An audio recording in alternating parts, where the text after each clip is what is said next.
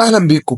فيديو النهارده مختلف تماما لانه هيتكلم على اول انسان على كوكب الارض حمل لقب امبراطور، واحد من اعظم ملوك مصر المحاربين ان لم يكن الاعظم، تحتمس الثالث، القائد العسكري اللي قاد 17 حملة عسكرية كبرى وما خسرش ولا معركة منهم. قبل ما نبدأ بنرحب بالمشتركين القدام، ولو انت اول مرة تشوف الفيديو فاشترك في القناة واعمل لايك للفيديو ويلا بينا نبدأ. علماء الآثار لقبوا تحتمس الثالث سادس ملوك الأسرة ال18 بنابليون مصر، لأنه كان مخطط عسكري لا يشك له غبار. بس ده لقب ظالم لتحتمس، ان نابليون اتهزم في حياته اكتر من مره، انما تحتمس الثالث ما خسرش ولا مره. القاده العسكريين اللي قضوا حياتهم العسكريه بلا هزيمه عددهم قليل جدا، زي احمس الاول مؤسس الأسرة 18 لم يهزم في حياته. تحتمس الأول أول ملك مصر يعبر الفرات برضه لم يهزم في حياته، وأيضا الإسكندر الأكبر لم يهزم في حياته.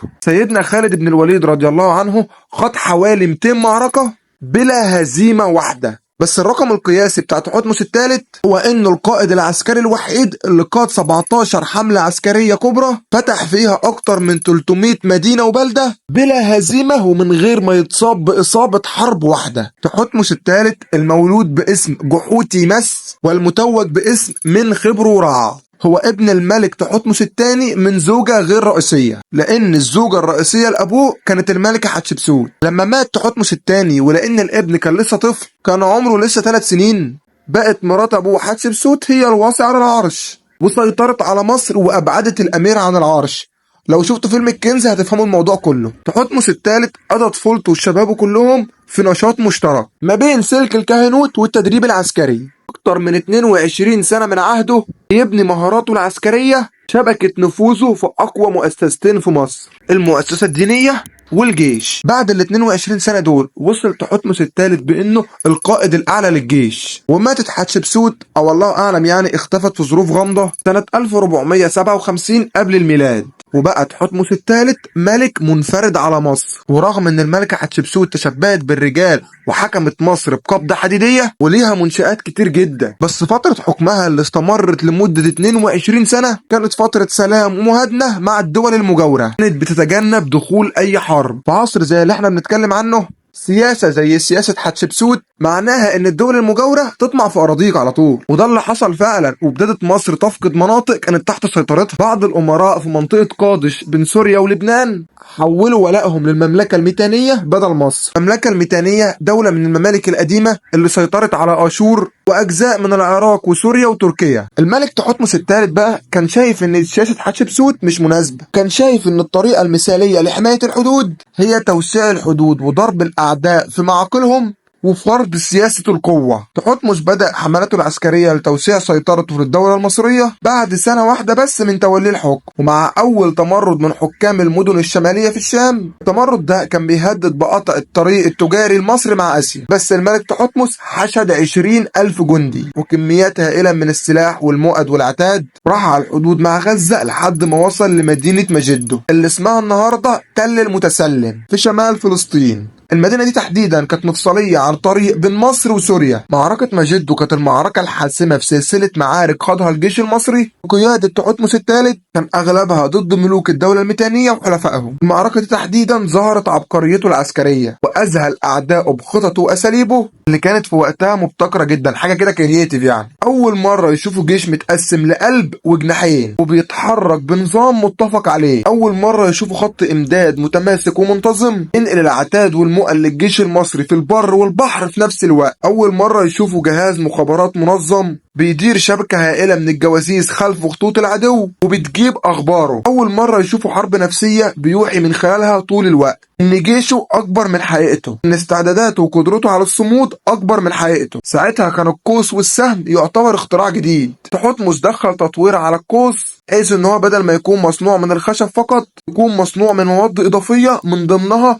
قرون الحيوانات علشان يبقى أقوى، غير إنه بقى أقرب في الشكل من القوس المركب اللي كان ثروة في عالم الرماية وعالم السلاح عموما، لأن مدى الأقواس ديت تضاعف بشكل مخيف. وعشان يحموا جنوده من سهام العدو صنع لهم دروع من جلود الحيوانات. الضباط وقادة العجلات الحربية كانوا بيلبسوا دروع مصنوعة من البرونز. في الوقت ده كانت العجلات الحربية المصرية سابقة زمانها، أحدث أشكال المدرعات سريعة الحركة، وكان المصريين طوروا تكتيكات فعالة جدا في استخدامها أثناء الحرب. ورغم استخدام العجلات الحربية في عصره، لأن معظم المعارك في عهد تحتمس الثالث كانت بتتم وجها لوجه، عشان كده صنع البلطة العادية البلطة ذات الشفرة الطويلة المفلطحة القاطعة. ده عزز من قدرات قوات المشاة في هزيمة العدو بضربات مميتة. كل ده طبعا كان بيعتبر ثروة حقيقية في عالم الحروب والتسليح والقتال في الزمن ده. تحتمس الثالث استعد لمعركة مجده بالقدرات القتالية دي، ووصل بجيشه ساعتها من أمطار الغزة. عسكر وقتها عند سفح جبل الكرمل، اجتمع ساعتها بالكبار القادة بتوعه بعد ما عرف وقتها ان امير قادش جمع حوالي 230 امير بجيوشهم، انهم معسكرين في مجده عشان يواجهوه ويوقفوا تقدمه في المنطقة دي. كان في 3 طرق للوصول لمجده، 2 منهم بيلفوا حوالين جبل، ودي كانت طرق طويلة بس سهلة واكيد متوقعة من العدو. لكن كان في طريق ثالث قصير وصعب وفي خطورة، لانه كان بيمر بين جبلين، واي حد من جيش العدو لو طلع فوق الجبل هيشوف جيش تحتمس، وساعتها ممكن الانقضاض عليه هو وجنوده والقضاء عليه فورا. رغم خطورة وصعوبة الطريق ده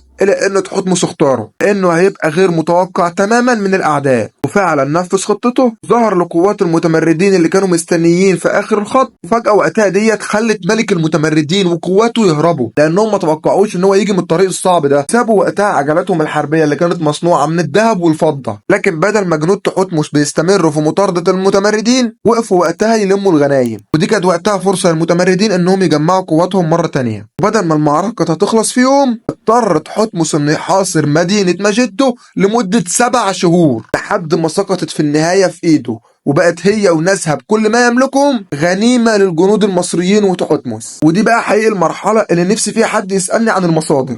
المصدر يا عزيزي هنا هو توثيق المعركة اللي دونه كاتب اسمه جانيني، اللي جمع عينه اصلا تحتمس الثالث بنفسه. اللي عايز يطلع على المصدر يتفضل يروح الاقصر، تحديدا في معبد الكرنك، حيث الجدران اللي متوثق عليها تاريخ المعارك دي بالظبط. النص بيقول ان الجيش المنتصر رجع من المعركة بأسرى مسجل عددهم، عدد الخيول الفحول والعجلات الحربية والدروع والأقواس والأسهم والمواشي والأغنام اللي غنمها الجيش المصري في المعركة دي لوحدها. تحتمس الثالث كان أول قائد عسكري يعين كاتب يوثق تاريخ المعارك. مفيش حملة من حملاته ال17 ما نعرفش تفاصيلها يوم بيوم كلمة بكلمة. ده تقليد اتبعه كل قواد الحرب من بعده، من ضمنهم الإسكندر الأكبر، يوليوس قيصر، ونابليون بونابرت. فتوحات تحتمس الثالث امتدت من ما وراء الفرات شرقا، وأعتاب الأناضول شمالا، والشام كله بالساحل اللبناني والفلسطيني حاليا، لحد بني غازي غربا، وجنوبا لحد الخرطوم تقريبا، ومعاها ساحل البحر الأحمر الغربي كله. غير انه عمل أسطول بحري أمن بيه الساحل الفينيقي،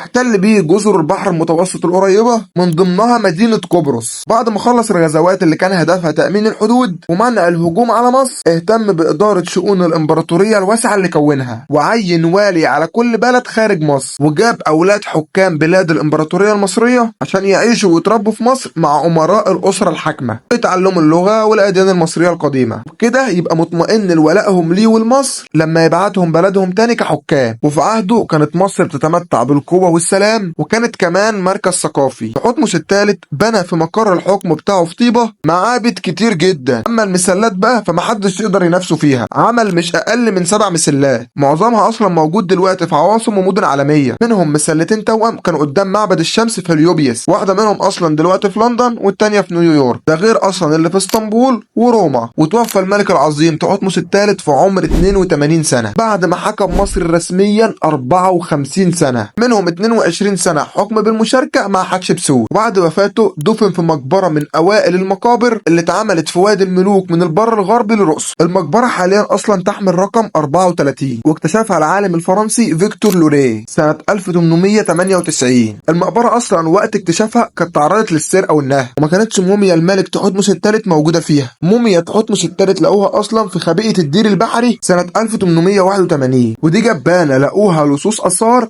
ولقوا فيها اكتر من 50 موميا، معظمها اصلا مومياوات ملكيه، من ضمنهم احمس الاول، طرد الهكسوس، وتحتمس الاول، تحتمس الثاني، ورمسيس الثاني بجلاله قدره وسكن نرع، سيت الاول، ورمسيس الثالث، ورمسيس التاسع، وتحتمس الثالث. عالم الاثار الفرنسي جوستان ماسبيرو فحص الموميا ولقى فيها تلفيات جامده، الراس مفصوله من الرقبه، الاطراف الاربعه مفصوله، الاقدام والذراعين مفصولين. بس ماسبيرو وقتها عرف ان دي ما كانتش اصابات حرب، ده اصابات تسبب فيها لصوص المقابر اللي خرجوا الموميا من التابوت، وكان لازم يحصل فيها كده عشان يجردوها من كل المجوهرات، يقلبوها يعني. اخر رحله للملك العظيم هي اللي قام بيها مع باقي المومياوات الملكيه من الاقصر للقاهره عشان يستقروا جميعا في المتحف المصري. في الرحله دي مع دخول القاهره كان لازم يعدي على مصلحه الجمارك. الموظف اللي استلم مومياوات ما كانش عنده بند في الدفتر للمومياوات، ونظرا لانه ما ينفعش ما يسجلش دخول الحاجات دي القاهره، مديره وقتها طلع بفكره جهنميه بانه يكتب في الدفاتر اسماك مملحه. رمسيس الثاني وتحتمس الثالث واحمس والجماعه اللي معاه دول دخلوا القاهرة على انهم اسماك مملحة، فسيخ يعني. استقبال طبعا لا يليق بتحتمس الثالث اول امبراطور في التاريخ ورفاقه الكبار. بس ده اللي حصل للاسف. لو عجبتك الحلقة ما تنساش الاشتراك في القناة وتفعيل الجرس، ولو اول مرة تشوفنا خش تشوف الفيديوهات القديمة هتعجبك. وبس كده، وافتكر دايما انك تستحق الافضل.